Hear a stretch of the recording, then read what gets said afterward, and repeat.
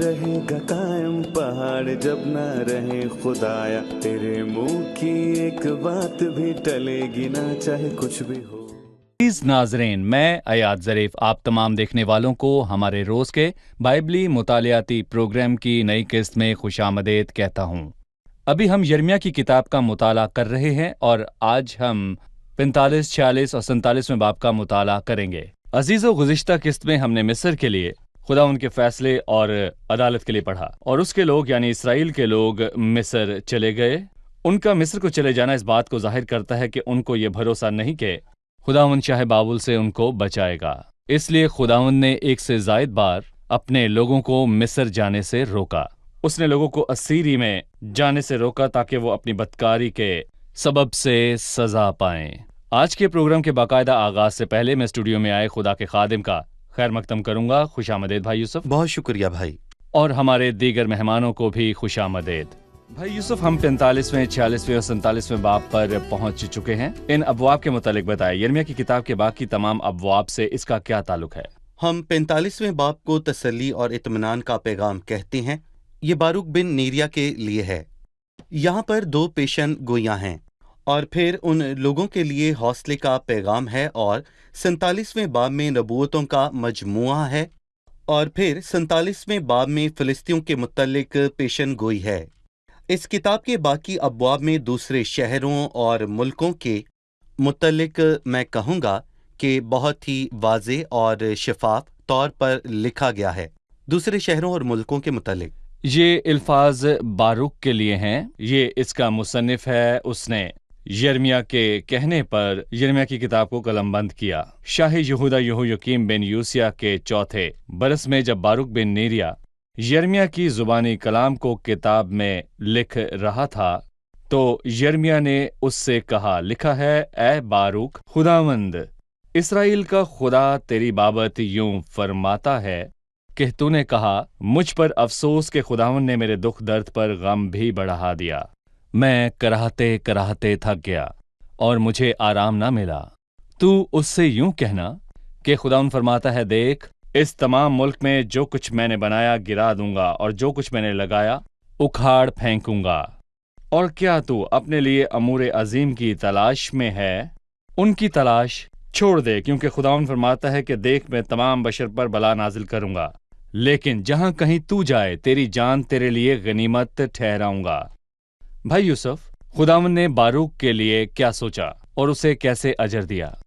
बारूक के मतलब हैं मुबारक। वो एक मुबारक शख्स था, और ये इसलिए शरफ की बात थी कि उसने यिर्मयाह की जुबानी इस कलाम को तहरीर किया। और यकीनन इसमें खतरा था, जैसा कि हमने पहले भी कहा कि यहोयाकीम ने यिर्मयाह और बुराक को हुक्म दिया, क्योंकि ये दोनों ही उस कलाम को तहरीर कर रहे थे। वो उसको कत्ल करना चाहता था, लेकिन खुदा ने बारूक को महफूज रखा। खुदावंद ने उसको एक ज़ाती पैगाम दिया, ऐ बारूक, खुदावंद इसराइल का खुदा तेरी बाबत यूं फरमाता है। और मैं कहूँगा कि ये भी उसके लिए एजाज की बात थी, यानी खुदावंद उसके लिए फिक्रमंद था, और खुसूसन उसके लिए एक पैगाम भेजना एजाज की बात थी। और खुदावंद ने बहुत अहम अल्फाज कहे, और क्या तू अपने लिए अमूर आज़म की तलाश में है? क्या तू इस बर्बाद जगह पर जहां पर यहोयाकीम हुकूमत करता है अपने लिए बड़ी चीजों की तलाश में है? और क्या हम भी इस दुनिया में रहते हुए इस दुनिया की बड़ी चीजों की तवक्को में रहते हैं, जबकि इस दुनिया का सरदार शैतान है? क्या हम अपने लिए उम्र आज़म की तलाश में रहें, जबकि खुदावंद आने वाला है? सब चीजें खत्म होने को हैं, और खुदावंद ने बारूक से कहा कि सब कुछ खत्म होने को है। तो क्या वो शरीर बादशाह यहोयाकीम और सिदकिय्याह ज्यादा देर तक रहने वाले नहीं? क्या तू अपने लिए उम्र आज़म की तलाश में है? उनकी तलाश छोड़ दे। और फिर खुदावंद ने कहा कि मैं तेरी जान तेरे लिए गनीमत ठहराऊंगा।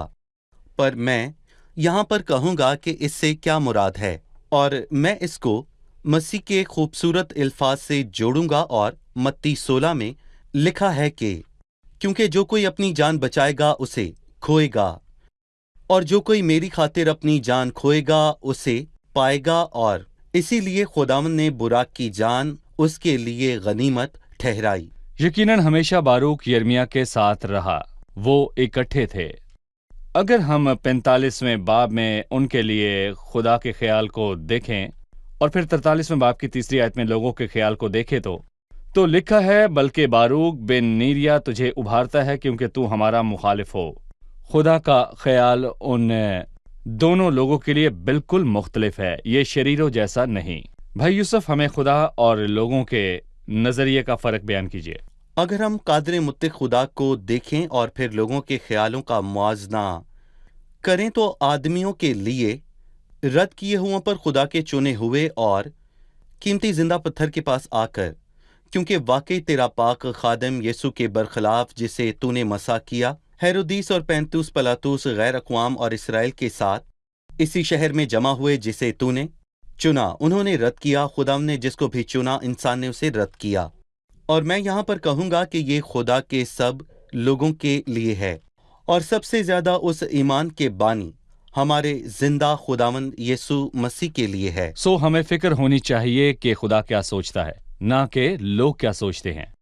ठीक है भाई यूसुफ, मेरी तवज्जो इस पर गई। खुदावंद ने बारूक से कहा, और क्या तू अपने लिए अमूर अजीम की तलाश में है? उनकी तलाश छोड़ दे। बड़ी चीजें और बुलंद मुकामों की तलाश ना करें, जमीन पर यह जल्द खत्म हो जाएगा। मुझे उन ईमानदारों के मुतालिक बताइए जो अपने लिए नाम और शोहरत और बुलंद मुकाम चाहते हैं। जमीन पर यह खत्म हो जाएगा। याकूब 5 में याकूब ने लिखा कि तुमने आखिरी जमाने में अपने लिए खजाना जमा किया है, और मैं सोचता हूं कि इस जायज और नाजायज माल की फरावानी से उनको क्या फायदा पहुंचेगा। और जब नबूकदनजर ने यरूशलेम का मुहासरा किया और उसको जला दिया तो शरीरों को उनकी दौलत का क्या फायदा हुआ। सिफनिया 1:18 में लिखा है कि खुदावंद के कहर के दिन उनका सोना चांदी उनको बचा नहीं सकेगा। अब माजी से भी मुश्किल आयाम आने को हैं। जब खुदावंद का गजब भड़केगा तो इंसान अपने माल से कैसे फायदा उठाएगा? और जमीन के बादशाह और अमीर और फौजी सरदार और मालदार और जोर आवर पहाड़ के गारों और चट्टानों में जा छुपे, कहने लगे कि हम पर गिर पड़ो और हमें उसकी नजर से जो तख्त पर बैठा हुआ है और बरे के गजब से छुपा लो, क्योंकि उसके गजब का रोज़े अजीम आ पहुंचा है। अब कौन ठहर सकता है? ये आखिरी मुकद्दसीन आयाम है। होते हुए हमें चाहिए कि जमीन पर खजाने बनाने के मुतल्लिक ना सोचें, बल्कि आसमान पर खजाना बनाएं। खुदा उनके काम में हमेशा अफजाइश करते रहो, क्योंकि ये जानते हो कि तुम्हारी मेहनत खुदा उनमें बेफायदा नहीं। जमीन पर माल ना बनाओ, बल्कि जमीन पर मुनादी करो। जी, हम जमीन पर और मुनादी करें जी। ताकि आसमान पर हमारा खजाना हो। सही। भाई यूसुफ, 46वां बाब इन अल्फाज से शुरू होता है। खुदा उनका कलाम जो यिर्मयाह नबी पर अक़वाम की बाबत नाजिल हुआ, मिस्र की बाबत शाह मिस्र, फ़िरौन नकवा की फ़ौज की बाबत जो उसने सब कौमों की बात की और ख़ास कर मिस्र का जिक्र किया। इसका मौजू क्या है? देखें, 46वें बाब में इस किताब के नबूवती हिस्से का आगाज होता है। यहाँ उसने मिस्र की बात की और 47वें बाब में फ़िलिस्तियों का हवाला है, और फिर 48वें बाब में मुआब की बाबत वाज़े तौर पर लिखा है। याद करें कि पहले बाब में खुदाम ने यिर्मयाह से कहा कि मैंने कौमों के लिए तुझे नबी ठहराया है, और सही। यहाँ उसने मिस्र से शुरू किया। इस किताब में मिस्र की बात बहुत मर्तबा हुई है। दर हकीकत अब तक ये नहीं हुआ था, क्योंकि इन अल्फाज का तस्करा यहोयाकीम बादशाह के चौथे बरस में हुआ। यिर्मयाह को मिस्र में ले जाया गया और यहाँ उसने लोगों को ये वाज़े तंबीह की कि मिस्र की बुत परस्ती और उनके रस्मो रवाज में शामिल ना हो, पर लोगों ने ऐसा नहीं किया। और मिस्र की बाबत खुदाम ने यहाँ कुछ कहा, बल्कि मैं कहूँगा कि खुदाम ने यहाँ पर एक सादा सी तस्वीर खींची, और ये सिर्फ इस वक्त तक महदूद नहीं, क्योंकि इस बाब में 3 चीज़ें हैं।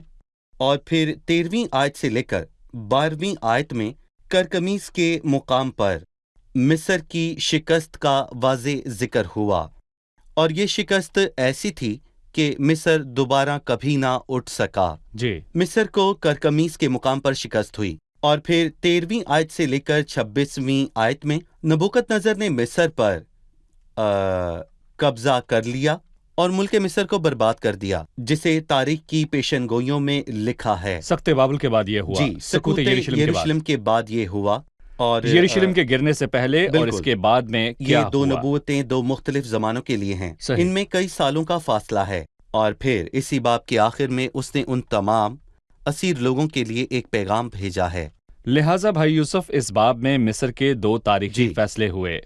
پہلا، یروشلم کے زوال سے پہلے شمال میں کرکمیز کے مقام پر مصر کو شکست ہوئی۔ بالکل۔ تیسری آیت سے 12ویں آیت، اگلی آیات میں نبوکت نظر کے ذریعے سے مصر کی تباہ کا بیان ہے، کیونکہ یروشلم میں بچے لوگوں نے مصر میں پناہ لی تھی۔ ٹھیک ہے بھائی یوسف؟ جی جی ٹھیک اچھا، ہے میں کہوں گا کہ کرکمیس کی جنگ اسوریوں کے خلاف تھی، جی اور 12ویں آیت میں یہ لکھا ہے کہ کیونکہ بہادر ایک دوسرے سے ٹکرا کر باہم ہوں گے، باہم۔ یعنی مصر اور اسور دونوں گرے اور دونوں لڑ کر تھک گئے۔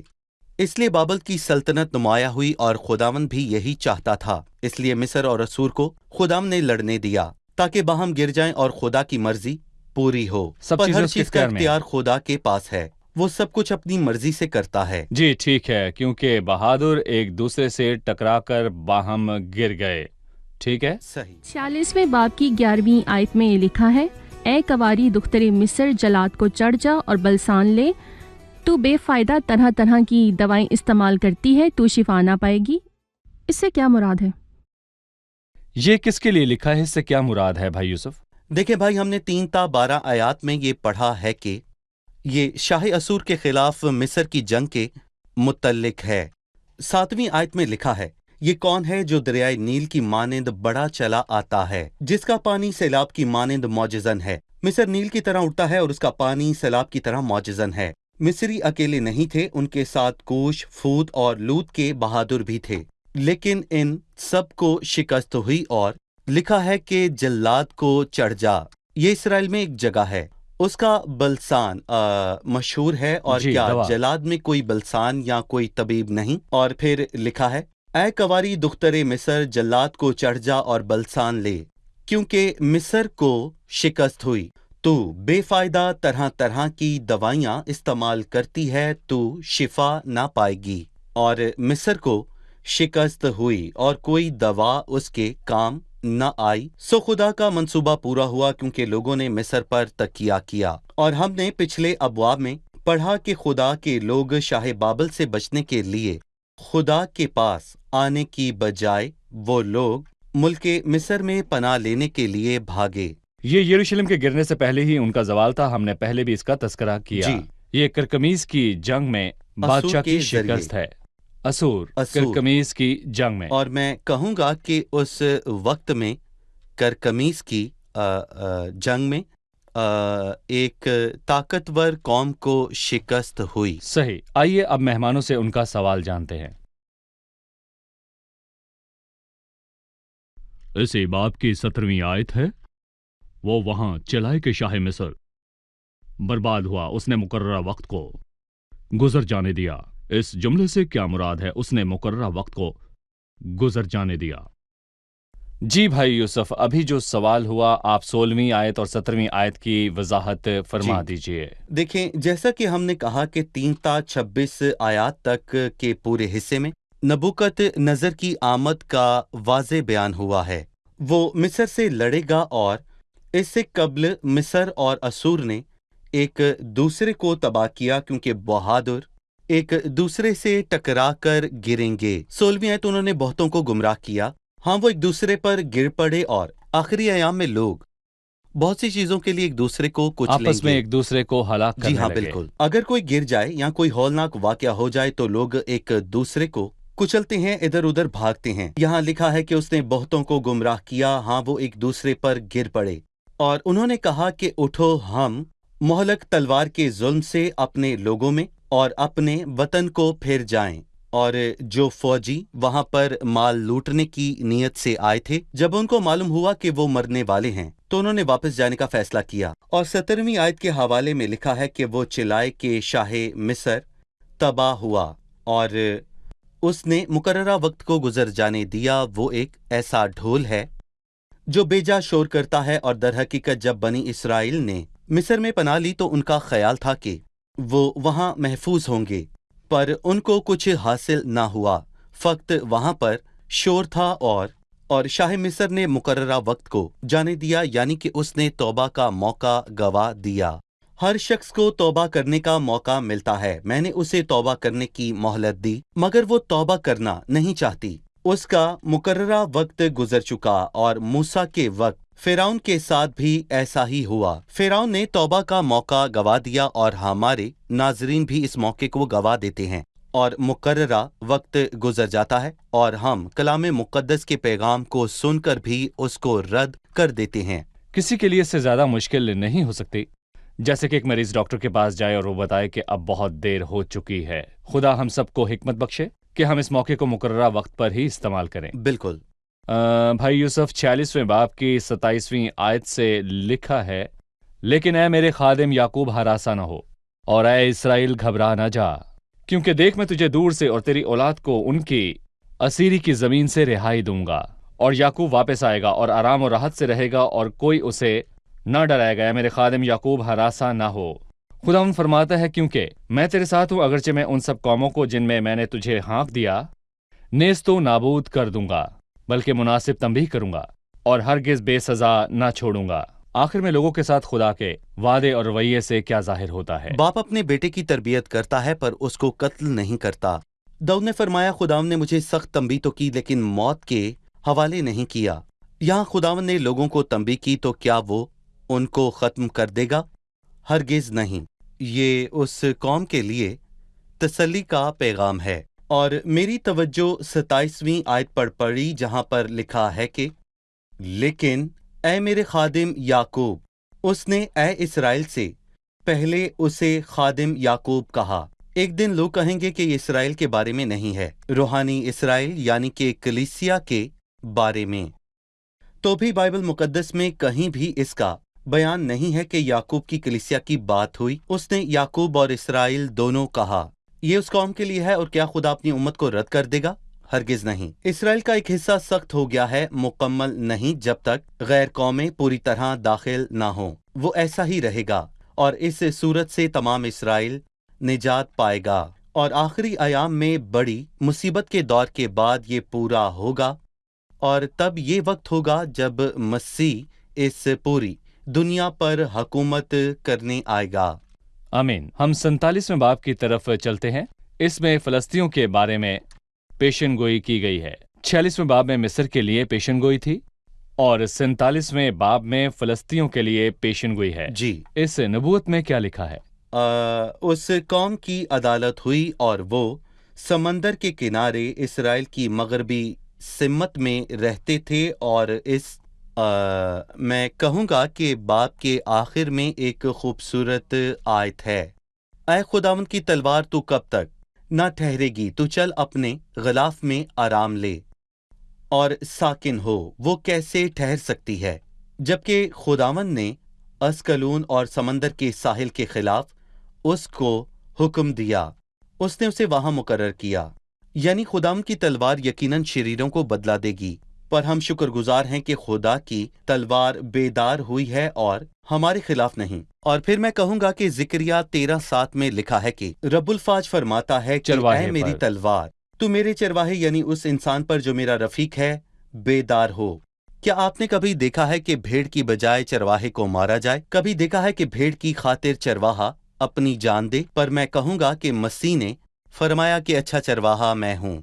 अच्छा चरवाहा भेड़ों के लिए अपनी जान देता है, पर उसके खिलाफ तलवार बेदार हुई और उसको मारा जबकि वो एक रास्तबाज था। खुदा का शुक्र करें कि हमें उस तलवार से खौफ नहीं। ऐ खुदा की तलवार तू कब तक ना ठहरेगी, तू चल अपने गलाफ में आराम ले और साकिन हो। वो कैसे ठहर सकती है?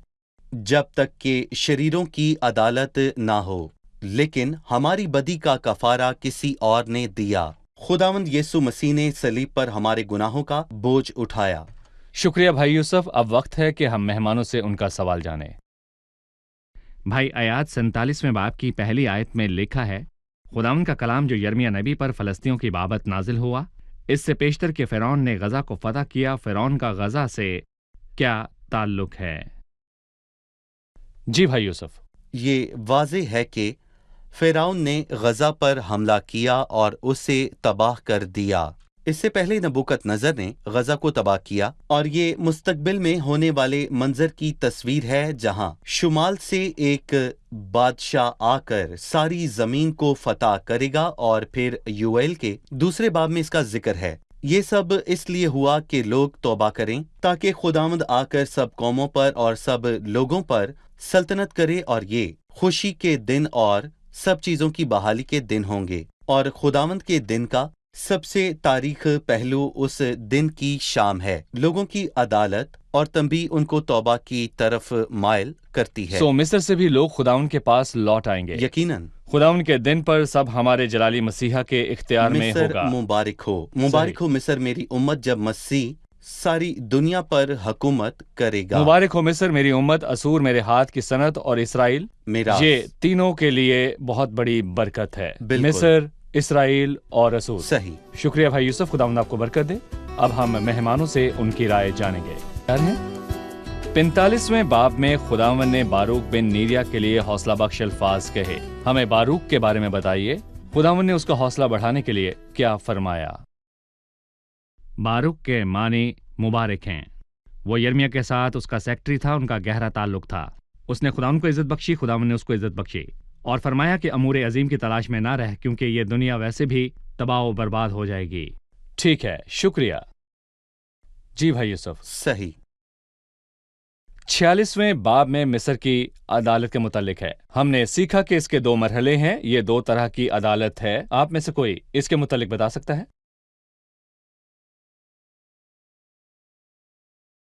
پہلی عدالت یروشلم کے گر جانے سے پہلی ہوئی۔ یہ شمال میں کرکیمس کی جنگ میں ان کی شکست تھی جو شاہ اسور کے خلاف لڑی، جبکہ دوسری عدالت یروشلم کے زوال کے بعد ہوئی جب نبوکد نظر نے مصر کو فتح کر لیا۔ جی ٹھیک ہے بالکل۔ بھائی یوسف۔ صحیح۔ ٹھیک ہے۔ جی۔ پھر 47ویں باب میں فلسطینیوں کی عدالت کے بارے میں بات کی گئی ہے، اس کے متعلق کوئی بتائے۔ خداوند کی تلوار شریروں کے خلاف بیدار ہوگی تاکہ ان کو بدلہ دے۔ ہماری تسلی اس بات سے ہے کہ خداوند کی تلوار جو مسیح کے خلاف بیدار ہوئی، اس سے ہمیں کوئی خوف نہیں، کیونکہ ہم مسیح سے منسلک ہیں۔ اب ہم پر سزا واجب نہیں۔ شکریہ، خداوند آپ سب کو برکت دے۔ بھائی یوسف آپ کا بھی شکریہ، خداوند آپ کو برکت دے۔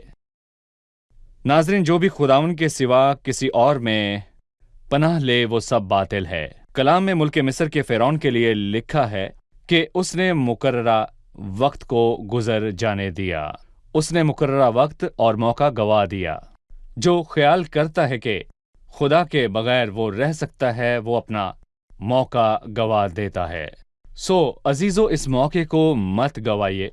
خدا کے غضب سے محفوظ رہنے کے لیے مسیح کے کفارے میں پناہ لیجئے، مسیح کو قبول کیجئے، صلیب کے کام میں پناہ لیں۔ یہ خوبصورت الفاظ ہیں، اور میں اس خون کو دیکھ کر تم کو چھوڑتا جاؤں گا، تیرے گناہ معاف ہوئے۔ انہی الفاظ کے ساتھ آپ سے اگلی قسط میں پھر ملاقات ہوگی۔ خداوند آپ سب کو برکت دے۔